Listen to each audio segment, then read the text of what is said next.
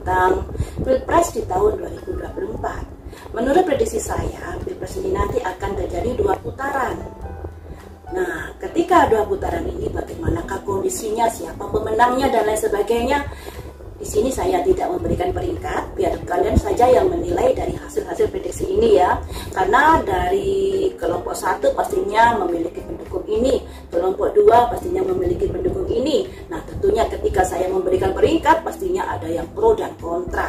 Makanya di sini saya hanya memberikan arti-arti yang benar-benar benar menurut dari kartu-kartu yang keluar. Nah, kalian nanti bisa menyimpulkan dari arti-arti yang sudah saya uraikan. Nah, menurut saya nanti kalau dilihat dari kondisi-kondisi perkembangan politik negara Indonesia, dari analisa saya, dari kubunya Pak Anies Baswedan akan gabung dengan kubunya Pak Ganjar.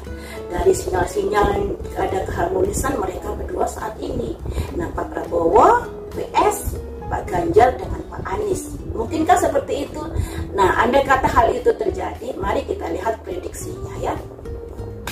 Siapakah yang menjadi pemenangnya? Kelompok 1 Pak Prabowo, kelompok 2 Pak Ganjar dengan Pak Anies. Kita lihat prediksinya seperti ini ya. Kelompok 1 Pak Prabowo udah keluar. Ada simbol justice teman-teman untuk Pak Prabowo ini, proses hukum. Selanjutnya bagaimanakah prediksinya Pak Prabowo di putaran kedua? Ada simbol kuda, the chariot. Usaha untuk bisa naik ke atas, kegigihan ya. Ada simbol the emperor. Emperor ini lambang dari seseorang yang melakukan usahanya dengan teliti, terencana, dan ketat dengan aturan-aturan yang keras. Kartu yang keempat, ada simbol dukungan. Ada simbol tantangan 7 tongkat. Yang namanya Pilpres ya tentu semuanya menghadapi tantangan ya. Tinggal 1 kartu lagi, bagaimanakah untuk Pak Prabowo ini? Ada simbol Ratu Koin. Jadi untuk kartunya Pak Prabowo ini di putaran kedua menghadapi justice, yang artinya mungkin ada entah proses hukum atau apalah nanti ya yang ada kaitannya dengan hukum atau yang ada kaitannya dengan menuntut sebuah keadilan. Jadi dari kartunya Pak Prabowo ini ada kondisi-kondisi yang seperti itu. Makanya sebelum terjadi putaran kedua harus hati-hati di dalam berkampanye, di dalam melakukan aktivitas, jangan sampai melanggar aturan-aturan. Karena untuk menghindari potensi justice ini tadi, biar ketika putaran kedua tidak ada gugatan, maksudnya seperti itu. Nah, kemudian di sini ada simbol kuda the chariot, yang artinya ada kegigihan dari pihaknya Pak Prabowo untuk bisa menuju apa yang diharapkan. Tapi di sini ada kuda hitam dan kuda putih, sebuah pilihan.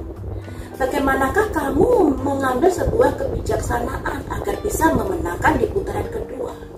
Nah, makanya di sini ada the emperor. Emperor ini adalah seorang penguasa yang memiliki ketertiban, yang memiliki aturan-aturan yang kaku yang akan diterapkan di sini ya, akan diterapkan di putaran kedua ini. Dan di sini dari kubunya Pak Prabowo juga ada simbol seorang pemuda membawa jangkir, yang artinya sebuah proses di mana banyak juga yang mendukung dari kubu nomor 1 ini, bukan kubu nomor 1 ya, dari kelompok 1 ini, yaitu kelompok Pak Prabowo ini. Walaupun untuk bisa memenangkan dari pilpres tersebut banyak sekali tantangan yang akan mereka hadapi. Dan di sini ada hasil gemilang yang berupa seorang putri membawa koin. Hasil dari kerja kerasnya pada akhirnya membuahkan hasil yang gemilang seperti itu. Karena permaisuri kan adalah simbol dari seorang istri raja. Tapi kenapa di sini kok simbol istri raja? Kok enggak simbol ratu? Kok enggak simbol raja ya teman-teman? Malah di sini simbol ratu. Apakah sosok Prabowo dan Gibran ini adalah sosok yang bisa dikatakan pendamping dari seorang raja yang sesungguhnya? Nah, kita tahu di belakang mereka berdua ada Pak Jokowi. Apakah mereka berdua ini adalah merupakan pendamping sesungguhnya dari Pak Jokowi? Yang ketika memenangkan di pilpres nanti, Pak Jokowi yang lebih utama dalam merencanakan sesuatu dan mereka yang mengerjakan. Apakah seperti itu? Entahlah. Karena di sini yang ada, yang keluar adalah Ratu Koin, ya, bukan Raja Koin. Selanjutnya dari kubunya Pak Anies dengan Pak Ganjar, bagaimanakah? Kubu Pak Anies dan Pak Ganjar seandainya mereka berkoalisi di putaran kedua.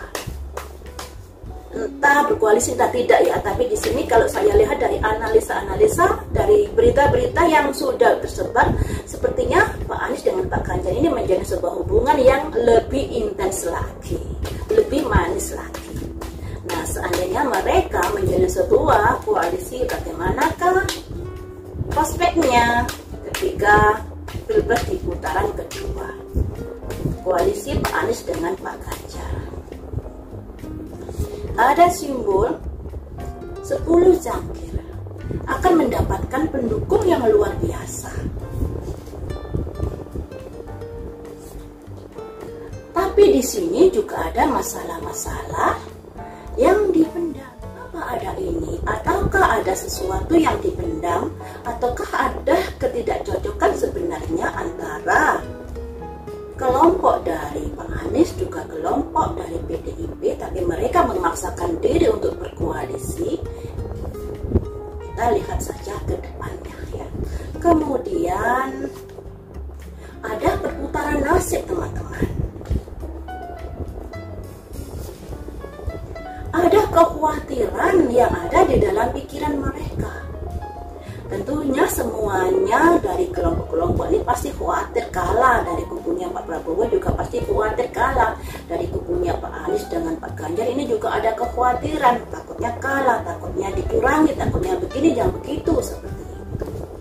Selanjutnya ada simbol orang meditasi, yang artinya segala sesuatu itu pertimbangkan baik-baik sesuai dengan hati nurani. Di atas orang meditasi ini ada pedang yang melambangkan adanya sebuah masalah yang harus diselesaikan dengan baik-baik. Satu kado lagi untuk mereka, Pak Anies dengan Pak Ganjar. Ada simbol kebangkitan dan kesadaran.